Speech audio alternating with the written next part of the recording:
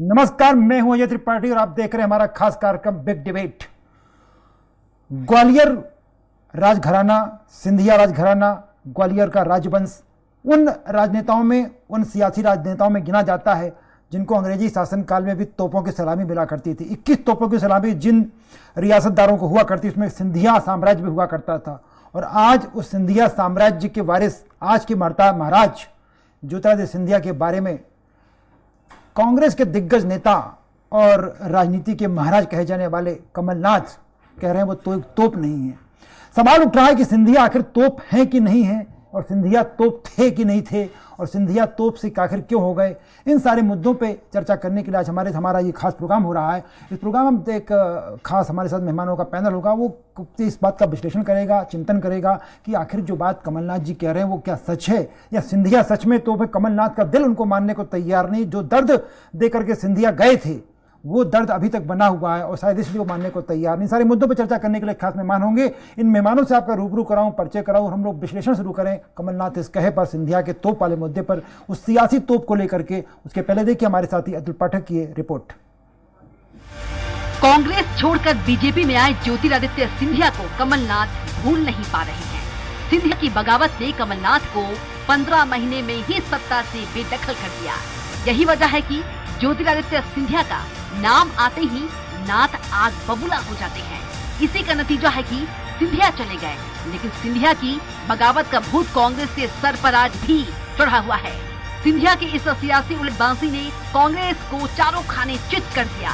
कमलनाथ जैसे सियासत के चतुर खिलाड़ी सिंधिया और बीजेपी के गठजोड़ को भाप नहीं पाए। यही वजह है कि आज भी सिंधिया के नाम पर कमलनाथ गुस्से से तिलमिला जाते हैं। कमलनाथ ने फिर ज्योतिरादित्य सिंधिया पर कड़ा हमला बोला है। वह कहते हैं हमें सिंधिया की जरूरत नहीं। सिंधिया इतने बड़े थे तो ग्वालियर मुरैना का महापौर चुनाव क्यों हारे? हमें किसी सिंधिया की जरूरत नहीं। अगर सिंधिया थे तो ग्वालियर का महापौर क्यों हारे, मुरैना का महापौर क्यों हारे? इतने बड़े तोप थे, क्यों हारे? ये बताइए मुझे। कमलनाथ लगातार दौरे कर रहे हैं। वो सिंधिया के साथ साथ शिवराज से भी 18 साल का हिसाब मांग रहे हैं। कमलनाथ शिवराज को मंच पर आकर बहस करने की चुनौती दे रहे हैं। कमलनाथ संस्कृति और संविधान बचाने के नाम पर वोट मांगते हैं तो पुरानी पेंशन लागू करने, किसानों को कर्जा माफ करने, युवाओं को रोजगार देने और मुफ्त में बिजली देने जैसी बड़ी रियायतें करने का ऐलान करते हैं। मुख्यमंत्री शिवराज सिंह चौहान ने कमलनाथ पर पलटवार किया है। उन्होंने कहा कि कमलनाथ हर कुछ कहने लगे हैं। 15 महीने में कुछ नहीं किया, सरकार चली गई तो बौखला गए हैं। रोज वादे करते हैं लेकिन काठ की हांडी बार बार नहीं चढ़ती। कुछ भी कहते रहते हैं। मैं अपनी ऊर्जा वो क्या कह रहे हैं इस पर नहीं लगाता, क्योंकि उन्हें कहना है, करना मुझे है। वो जो सरकार में रहते हुए वादे जो उन्होंने किए थे वचन पत्र में, वो कोई पूरा किया नहीं। अब फिर रोज ट्वीट करके वही वादे दोहराते रहते हैं। काठ की हंडी है कांग्रेस। एक बार चढ़ गई थी 18 में, अब बार बार थोड़ी चढ़ेगी। मध्य प्रदेश की सियासत में कभी पंचांग की भविष्यवाणी चर्चा का विषय बनती है तो कभी नेताओं की विरोधाभासी बयान, लेकिन काहे बगाहे सिंधिया भी मुद्दा बन जाते हैं। कमलनाथ के ताजा बयान से ये साफ है कि सिंधिया की कथित दगाबाजी के घाव अभी भरे नहीं है। सिंधिया को पानी पी पी कर कोसने वाली कांग्रेस 2023 के चुनाव में भी महाराज साहब को टारगेट करेगी। 5 साल में ही सीन बदल गया है। पिछले चुनाव में सिंधिया कांग्रेस का चेहरा थे तो अब उसके लिए सबसे बड़े विलेन। भोपाल से स्वराज एक्सप्रेस से अतुल पाठक की रिपोर्ट। कमलनाथ जी ने कहा है कि सिंधिया कोई तोप नहीं है, और जब कमलनाथ को गच्चा देकर के सिंधिया अलग हुए तो उन्होंने वसीम बरेलवी का बहुत ही शानदार शेर पढ़ा था, वसूलों पे आंच आए तो टकराना जरूरी है, अगर जिंदा है तो जिंदा नजर आना भी जरूरी है। ज्योतिरादित्य सिंधिया का ये संवाद, ये शेर उस समय आया था जब 4 दिन पहले वो कांग्रेस छोड़ रहे थे, और उसी अंदाज में उन्होंने खोला था। आज शायद उनका वही अंदाज उन पर भारी पड़ रहा है, और कमलनाथ जैसा दिग्गज नेता भी ये मानने को तैयार नहीं हो रहा कि सिंधिया कोई बहुत बड़ी तोप है। इस मुद्दे पर हम चर्चा करेंगे, विश्लेषण करेंगे। आखिर जिस सिंधिया ने सरकार गिरा दी, जिस सिंधिया का दबदबा हुआ करता है, जिस सिंधिया की तूती बोली करती है, उस सिंधिया को आखिरकार ये सियासी तोप मानने को तैयार क्यों नहीं। सारे मुद्दे पर चर्चा करने के लिए 3 खास मेहमान मेरे साथ जोड़ रहे हैं। सुरेश राजे जी हैं, कांग्रेस के वो विधायक जो बड़ी जमीनी तह तक जाकर बात करते हैं। सुरेश भाई, और ग्वालियर डबरा से आगे हटे प्रदेश की नब्ज पर हाथ रखते हैं सुरेश जी, और ऐसे सुरेश जी का स्वागत है। और आशीष शर्मा, जिनको आप लोग जानते हैं कि आशीष भाई बात उस स्टाइल में करते हैं कि आदमी को चोट भी लग जाए और समझ में नहीं आए, वो आशीष जी का अपना स्टाइल है। और साथ में आशीष दुबे जी, वो पत्रकार जिनकी लेखनी जब चलती है तो नहीं देखते वो कि सामने कमलनाथ है या सिंधिया, हकीकत को बयान करते हैं, ऐसे आशीष दुबे। तीनों मेहमानों का बहुत बहुत स्वागत है। सबसे पहले मैं आशीष जी आपके पास आना है। आशीष शर्मा जी, अचानक कमलनाथ जी कहना है कि अब सिंधिया को जो आप लेके आए थे कोई तोप वोप नहीं है, वो तो बस फुस्सी बम टाइप हैं। अचानक कमलनाथ जी कल तक जिस कमलनाथ सिंधिया की तूती बोला करती थी, आपके खामे में आ गए इसलिए, या वास्तव में आपने परख लिया पिछले कुछ दिनों में सिंधिया जी कुछ नहीं है? देखिए, कांग्रेस को और कमलनाथ जी को पहले तो ये स्वीकार करना चाहिए कि 2018 में कांग्रेस को जो मध्य प्रदेश में बढ़त मिली थी, उसके अगर कोई सूत्रधार थे, कोई मुख्य चेहरे थे, तो वो ज्योतिरादित्य सिंधिया थे जी। लेकिन ज्योतिरादित्य सिंधिया जी के साथ जो वादा खिलाफी कांग्रेस ने की, इसके कारण वो भारतीय जनता पार्टी में शामिल हुए, सरकार का हिस्सा बने, और आज मध्य प्रदेश में भारतीय जनता पार्टी की सरकार चल रही है। जो उनके साथ पहले था तब ताकत था और आज उनके साथ नहीं है, तो वो निश्चित ही माननीय मुख्यमंत्री जी ने जैसा कहा है कि ये कांग्रेस की बौखलाहट है, क्योंकि उन्हें सिंधिया के जाने के बाद कांग्रेस खाली हो गई। उनके पास ऐसा कोई चेहरा नहीं है, ऐसा कोई जनता के प्रति आकर्षण वाला कोई व्यक्तित्व नहीं है जिसके पीछे उनके लोग भरोसा कर सकें। क्योंकि कांग्रेस ने जो वादे, जो वचन पत्र जो दिया था 2018 में, उस वचन पत्र का हश्र भी मध्य प्रदेश की जनता देख चुकी है। और आज कमलनाथ कितने ही वादे जनता से करें, कितने ही वचन दें, रोज लिख लिख के चिट्ठियां जारी करें कि हमारी सरकार बन जाएगी तो हम ऐसा कर देंगे, उस वचन पत्र पर अब लोगों को भरोसा इसलिए नहीं है क्योंकि उस समय जब कांग्रेस ने वचन पत्र दिया था तब ज्योतिरादित्य सिंधिया जैसा एक ईमानदार और मजबूत चेहरा उनके पास था। आज वो चेहरा भारतीय जनता पार्टी के साथ है, इसलिए कमलनाथ के चेहरे पर मध्य प्रदेश की जनता का भरोसा नहीं है। और आज उन्हें लग रहा है कि ज्योतिरादित्य सिंधिया भारतीय जनता पार्टी में हमारे केंद्रीय मंत्री हैं, लोकप्रिय नेता हैं, और वो जब भाजपा के साथ है तो पूरे मध्य प्रदेश में भारतीय जनता पार्टी 2023 में सरकार बनाने की ओर अग्रसर होगी। सुरेश राजे जी, सिंधिया जब आपके साथ थे तो गुना का चुनाव हार गए, फिर भी आप उनको तोप मानते रहे कि तोप चंद है बहुत बड़े, और आज जब आपका साथ छोड़ के चले गए तो आप लोग मानने को तैयार नहीं कि कोई तोप चंद है वो, इसलिए कि 2 महापौर हार गए। नहीं, देखिए त्रिपाठी जी, पहले तो मैं आशीष भैया की बात का जवाब दूं। जी। उन्होंने 2-3 सेंटेंस बोले बहुत अच्छे। उन्होंने कहा कि ईमानदार छवि के नेता हैं। उन्होंने कहा कि 2018 का चुनाव सिंधिया के चेहरे पे लड़ा गया और सिंधिया का चेहरा बेदाग चेहरा है जी। उन्होंने कहा कि पूरे प्रदेश का चेहरा है जी। तो एक तो मैं आशीष जी को ये कहना चाहूंगा कि वाकई में सिंधिया जी की काबिलियत पर उन्हें इतना नाज, इतना विश्वास है, और उन्हें मालूम है। तो सबसे पहले तो जब उन्होंने दल बदल करके अपने साथियों को ले जाकर भाजपा में शामिल किया जी, उसी समय देखिए 2018 में शिवराज जी को तो नकार दिया था ना। हाँ। तो शिवराज जी को नकार दिया था, तो अब कौन आए? सिंधिया जी। इनको लगा कि सिंधिया जी के चेहरे पर कांग्रेस जीती, तो फिर इनको क्या करना चाहिए था? 2020 में सरकार जब बनाई तो इनको सिंधिया जी को ही मुख्यमंत्री बनाना था। चलो उस समय नहीं बना पाए, कोई दिक्कत नहीं। अगर इन्हें ऐसा लगता है कि वाकई में सिंधिया जी इतना बड़ा चेहरा है इनके लिए, और जब वो कांग्रेस में थे तब इनके लिए बड़ा चेहरा थे, तो क्या आज भाजपा में पहुंच के बड़ा चेहरा नहीं है? हम तो कह रहे ना, अगर 2020 में नहीं बना पाए, अभी घोषणा कर दो, अभी उनके चेहरे पे चुनाव लड़ा लो। हमारे सामने हमारे कमलनाथ जी चेहरा है, कांग्रेस पार्टी उनके चेहरे पे चुनाव लड़ने जा रही है। और हम तो कह रहे हैं, अगर भाजपा को इतना वाकई में विश्वास है और उनको लगता है कि सिंधिया जी बहुत चमत्कारिक नेता है और बहुत कुछ कर सकते हैं, तो हम तो स्वागत करेंगे। आप तो करो ना, उनको चेहरा घोषित करो, कांग्रेस को कोई दिक्कत नहीं। आशीष दुबे जी समीक्षा करेंगे आपकी। आशीष भाई, बड़ा जिस तरह से बात कर रहे हैं सुरेश राजे जी, मुझे लग रहा है कि कहीं ऐसा तो नहीं जो बात सिंधिया ने उस जमाने में कही थी कि अगर जिंदा है तो जिंदा रहना जरूरी है, नजर आना जरूरी है, वही अब कमलनाथ तो नहीं कर रहे हैं? बिल्कुल, ये है, बिल्कुल सही बात है, क्योंकि कमलनाथ से सिंधिया और कमलनाथ का जो 36 का आंकड़ा है वो बहुत जगजाहिर है, और वो जो टीस है कमलनाथ को वो होनी भी चाहिए किसी भी को भी। लेकिन सिंधिया अगर कमलनाथ ये कांग्रेस के पाले से गए हैं तो इसमें कहीं ना कहीं कमलनाथ की भी एक कमी या गलती मानी जा सकती है, क्योंकि उनकी पार्टी का एक बड़ा नेता यदि जा रहा है तो जो कप्तान उस वक्त का था उसकी बात सामने आएगी, उसकी बात या उसकी जो कार्यप्रणाली है उस पर बात होगी। दूसरी बात यह है कि सिंधिया का जहाँ तक मामला है, कमलनाथ ने आज जो कहा है वो काफ़ी चीज़ें उस तक भी सही है, क्योंकि जब सिंधिया ने कांग्रेस छोड़ी थी उस वक्त वो लोकसभा का चुनाव हार चुके थे। उसके बाद कमलनाथ का जो विश्वास जो कह रहा है कि वो तोप नहीं है, तो उसकी वजह जाहिर वजह है कि सिंधिया के प्रभाव क्षेत्र में ही कांग्रेस चुनाव जीती, और इसके पहले बाई इलेक्शन में भी सिंधिया के समर्थकों को वहाँ झटका लग चुका है। तो ये दोनों के अपने अपने विश्वास है। आज सिंधिया जो हैं वो एक मजबूत कॉर्डर वाली पार्टी के साथ जुड़े हुए हैं, और निश्चित तौर पे मैं नहीं मानता कि मुझे नहीं लगता कि सिंधिया को सिर्फ इसलिए बीजेपी में लाया गया होगा कि एक हमारी सरकार बनवा दी जाए। उनकी कोई एक लंबा उनका उपयोग अभी होना बाकी है, तो उस उपयोग के तहत बीजेपी उनका निश्चित तौर पे इस्तेमाल अब चुनाव में करेगी। और इसलिए कमलनाथ को ये चीज मुझे लगता है कांग्रेस की चीज कहीं ना कहीं आभास भी है, इसलिए अभी से वो सिंधिया को डैमेज करने की सिंधिया हो जाने दो।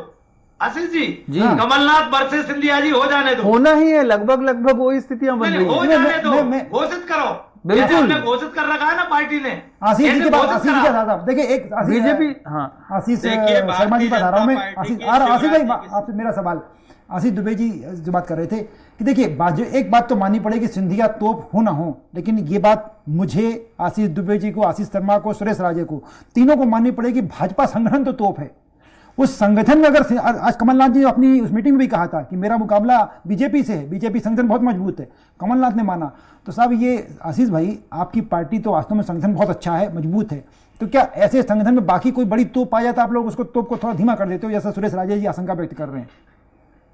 देखिए, हम कांग्रेस में किसी को तोप मानते ही नहीं। इनके युवराज राहुल गांधी पूरे भारत की यात्रा करके निकले हैं जी, कमलनाथ जी भी लगातार बयान जारी करते ही रहते हैं जी। हमारे यहाँ चुनाव हमारा संगठन लड़ता है, हमारे बूथ के कार्यकर्ता लड़ते हैं, और संगठन का निर्णय हर कार्यकर्ता के ऊपर शिरोधार्य होता है। जितने भी हमारे वरिष्ठ नेता हैं वो सब इस मध्य प्रदेश के चुनाव को संयुक्त रूप से पार्टी का आदेश मानकर और पुनः 5वीं बार मध्य प्रदेश में सरकार बनाने के लिए लड़ेंगे। और पार्टी में हमारे जो भी निर्णय होते हैं वो सामूहिक रूप से होते हैं, संगठन के निर्णय का पालन हर कार्यकर्ता करता। किस कार्यकर्ता की क्या भूमिका होगी, किस नेता को क्या जिम्मेदारी दी जाएगी, ये सब संगठन की चर्चा का विषय है। लेकिन माननीय शिवराज सिंह चौहान जी के नेतृत्व में मध्य प्रदेश में जो विकास हमने इतने वर्षों में किया है, और कोरोना जैसी गंभीर महामारी के बाद भी मध्य प्रदेश को पुनः खड़ा करने का प्रयास किया है, इन विकास के मुद्दों के दम पर ही हम कांग्रेस से चुनाव लड़ेंगे।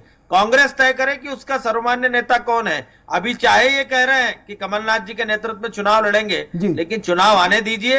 अभी 4, 5, 7 महीने के अंदर कांग्रेस में किस तरह से आवाजें उठती हैं, किस तरह से कमलनाथ जी को भरोसा ही नहीं है उनके पार्टी के जो नेता है उनके ऊपर, इसलिए सब निर्णय खुद ले रहे हैं, सब कामों में खुद का हस्तक्षेप कर रहे हैं। इसलिए जिस आदमी को अपने संगठन पर भरोसा नहीं है, हम उसको चुनौती नहीं मानते। हमारी पार्टी एकजुटता के साथ अपने विकास कार्यों के दम पर, माननीय नरेंद्र मोदी जी, शिवराज जी के चेहरे के दम पर आने वाले समय में 2023 का चुनाव लड़ेगी। सुरेश राजे इसका जवाब देंगे। सुरेश भाई वो तो कह रहे हैं कि आपके कमलनाथ, वही बात शिवराज सिंह चौहान ने कभी थोड़ी देर पहले कही हमारे चैनल पर, वही आशीष जी कह रहे हैं कि भाई कमलनाथ जी तो कुछ भी बोलते रहते हैं, अब कमलनाथ जी का बोलने से हमको कोई फर्क नहीं पड़ता, वो कुछ भी मानते हैं, हमारा स्टाइल अलग है, हमारी चुनौती अलग है। नहीं देखिए, अगर ये कमलनाथ जी को चुनौती नहीं मानते जी, या अभी आशीष भाई ने एक बेवजह जो है राहुल जी की यात्रा को बीच में ले आए, अगर राहुल जी की यात्रा से कोई असर नहीं है और ये नहीं डरते, तो प्रधानमंत्री जी को यात्रा वो भी क्या गाड़ी पे हाथ हिला के अपने ही समर्थकों को बुला के फूल बरसवाने की क्या जरूरत थी। एक ये तो मैंने बोला राहुल जी वर्सेस मोदी जी वाला मामला। मैं फिर कह रहा हूं कि हम कह रहे कमल सिंधिया जी, सम्मानित सिंधिया जी, अगर हम कह रहे ना बेदाग नेता हैं, इनकी नजर में बड़े नेता हैं, निस्बत छवि के नेता हैं, और इनको महालमे का उपयोग होना चाहिए। इनके पास संगठन भी मजबूत है, इनको विश्वास भी है कि हम चुनाव जीतेंगे। हम फिर कह रहे हैं, हम दावे के साथ कह रहे हैं, हमारे नेता कमलनाथ जी हैं, हम कमलनाथ जी के चेहरे पर चुनाव लड़ने जा रहे हैं मध्य प्रदेश में। क्या भारतीय जनता पार्टी सिंधिया जी को आगे करके उनके चेहरे पर चुनाव लड़ेगी या मोदी जी के चेहरे पर चुनाव लड़ेगी, ये तय भारतीय जनता पार्टी को करना है। अभी ये देखिए, अभी आशीष भाई बोले कि शिवराज जी वर्सेस मोदी जी, मतलब इनको कॉन्फिडेंस नहीं है शिवराज जी के चेहरे पर, इसलिए क्या कर रहे हैं, पर्दे के पीछे से मोदी जी आगे आगे इधर उधर दाएं बाएं घुमा के शिवराज जी, हम कह रहे हैं ना मोदी जी तो कह रहे हैं, हम तो आशीष जी हम तो कह रहे हैं कमलनाथ जी के चेहरे पर चुनाव लड़ेगी कांग्रेस। नहीं है। क्या आप सिंधिया जी का चेहरा आगे बढ़ाओगे? अगर बढ़ाओगे तो भारत की धरती का कांग्रेस पूरी तैयारी के साथ चुनाव लड़ने तैयार है। विदेशों में भी मोदी जी जाते हैं तो हजारों लाखों लोग उनको सुनने के लिए खड़े रहते हैं। भारत की तो बात छोड़िए, भारत की तो जिस गली में निकल जाए वहां हजारों लोगों का काफिला इकट्ठा हो जाता है मोदी जी के लिए। इसलिए उनकी लोकप्रियता के बराबर अभी क्या जरूरत पड़ गई है नहीं। अरे कौन सा इलेक्शन जीत के आए थे मोदी जी? अब खुद की कार्यकारिणी में भी अपन स्वागत कराएंगे। अगर खुद की कार्यकारिणी की बैठक हो रही है उसमें भी आप तो करेंगे। भैया जी क्या इसमें भी रोड शो करोगे? आशीष भाई ट्रैक पे बंदे रहिए।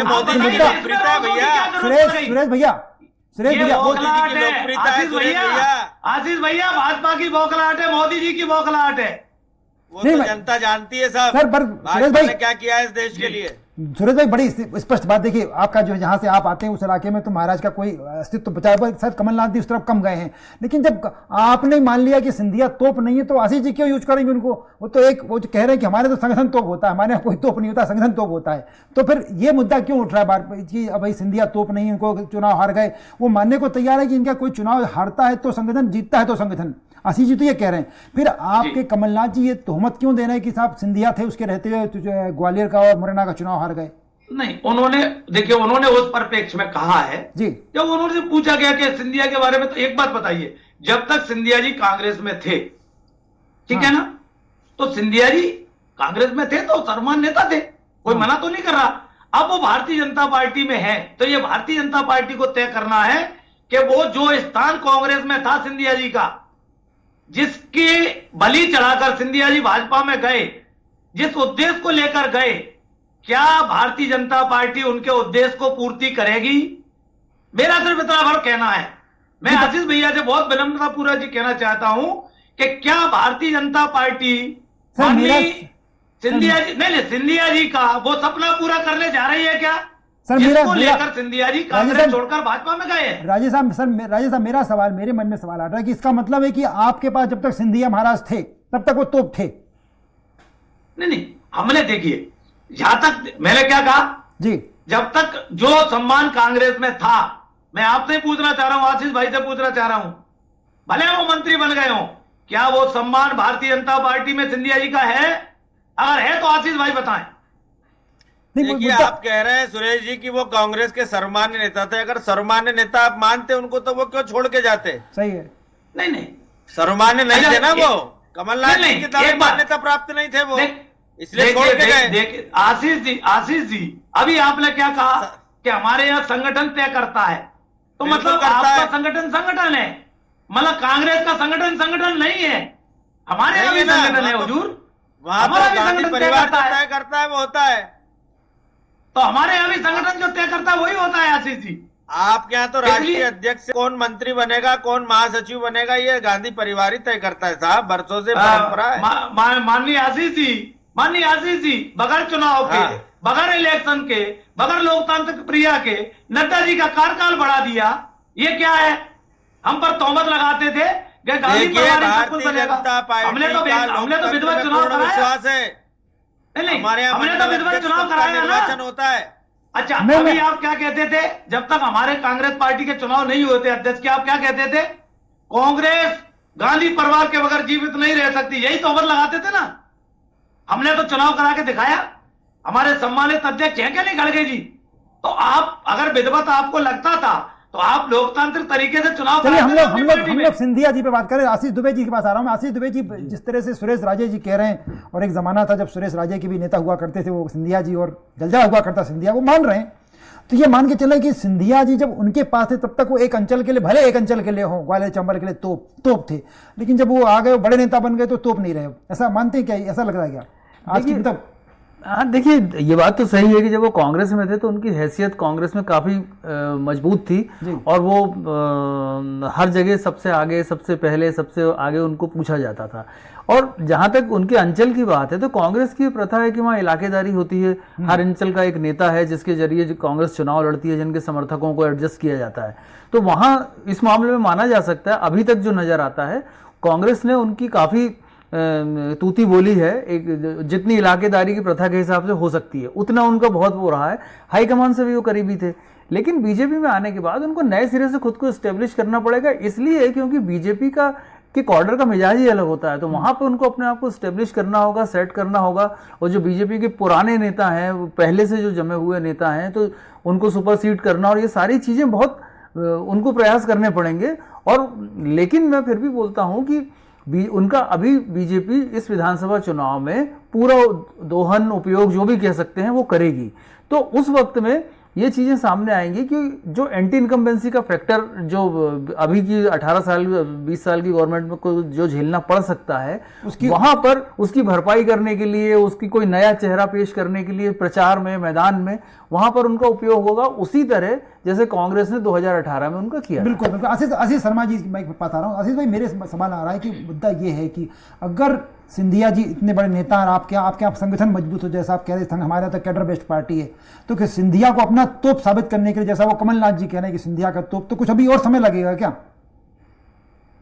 देखिए, मैं आपसे पहले भी कह चुका हूं कि भारतीय जनता पार्टी में कौन नेतृत्व करेगा, किसकी क्या भूमिका होगी, ये संगठन तय करता है। लेकिन हम जो चुनाव जिन मुद्दों पर लड़ते हैं वो मुद्दे विकास के होते हैं जी। और विकास के मामले में कांग्रेस ने हमसे जहां बहस करने की बात की, हमने वहां पर जाकर विकास के मामले में बहस की है जी। एक समृद्ध मध्य प्रदेश हमने बनाया है जी। लाखों लोगों को मकान मिले हैं, लाखों लोगों का इलाज हो रहा है, तो हम इसी विकास के मुद्दे पर चुनाव लड़ेंगे। हम कोई ना तो ध्यान भटकाना चाहते हैं, ना हमारा कहीं नेतृत्व कमजोर है, हमारे पास बहुत सारी तोप है और कांग्रेस की बोफोर्स तोप का मुकाबला हम कर सकते हैं। हमारे पास हर क्षेत्र में और हर विधा के कार्यकर्ता हमारे भारतीय जनता पार्टी में 18 साल से 25 साल की उम्र हमारे पास है। महिलाओं का एक बहुत बड़ा संगठन हमारे पास है और हम सबका साथ, सबके विकास में विश्वास रखने वाली पार्टी है।